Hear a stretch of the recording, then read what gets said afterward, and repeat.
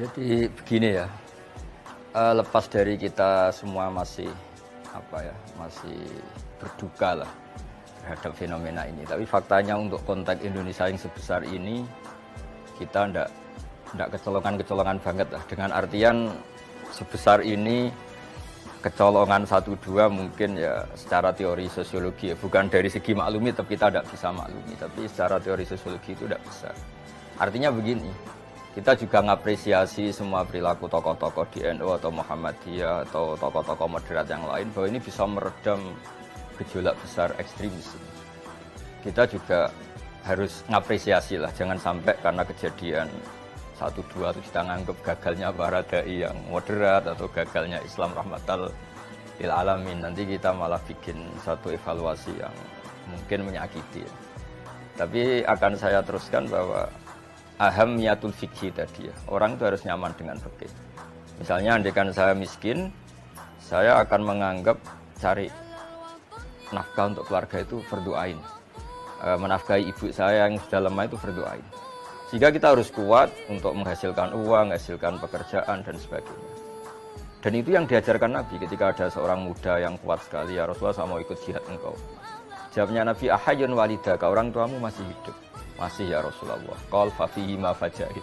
Ya sudah kamu ngerawat orang tua kamu ya minangka jihad sama dengan jihad. Jadi kata jihad dulu digunakan Nabi ya birrul walidain ya jihad, merangi hawa nafsu juga jihad. Ya, apa saja yang baik itu dikatakan jihad. Nah, sehingga dengan seperti itu kita akan mengembalikan orang itu sesuai ke fitrahnya. Kalau suami yang ingin bahagiakan istri, orang tua membahagiakan anak, anak ingin bahagiakan orang tua. Dengan ikatan-ikatan fikih yang tadi, awlawiyah tadi, prioritas alaham falaham, prioritas ini. Orang akan tergerak. Begitu juga masalah ibadah mahdhah kayak sholat. Ketika kita sudah meyakini as-sholat imaduddin, inna ahsana ma ya'malun nas as-sholat, bahwa sholat itu perilaku terbaik.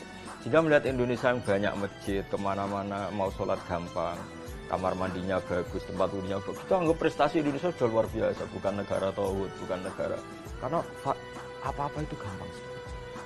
Nah, kemudian yang terakhir tentang sistem sosial politik. Dulu Nabi itu pernah membiarkan satu gejolak ya, yaitu akhirnya diredam pakai hudnah ya, gerakan gencatan senjata. Dan itu semua perjanjiannya merugikan umat Islam sampai Sayyidina Umar radhiyallahu anhu protes. Kenapa ya Rasulullah perjanjian ini kok engkau terima? Jawabannya Nabi itu, saya ini Nabi, pasti Allah tidak akan menyia-nyiakan saya. Akhirnya kata Imam Zuhri, famaka nafathun fil Islam a'zuma min sulhul Hudaybiyah. Enggak ada kebaikan sebaik sulhul Hudaybiyah. Orang dibiarkan berpikir tentang agama. Nabi hanya pesan satu, boleh orang diskusi tentang Islam sebebas-bebasnya. Misalnya fatafawadu, mereka diskusi selebar-lebarnya, akhirnya ngakui Islam. Ngakui Islam artinya gini, ketika Tuhan Allah yang mencipta langit bumi dibandingkan Lata Hubal yang hanya batu.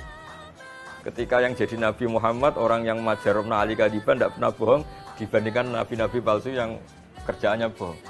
Nah itu fama takallam atau fama kul lima ahadun bil Islam illa dakhala fihi. Semua orang diskusi Islam, yaqilu sayan, tahu maknanya, menghayati akhirnya masuk Islam. Artinya ketika kita di tempat yang damai, yang kita insya Allah tetap bal naqdhifu bil haqqi alal batil fayadmaghu fa idza huwa zahiq.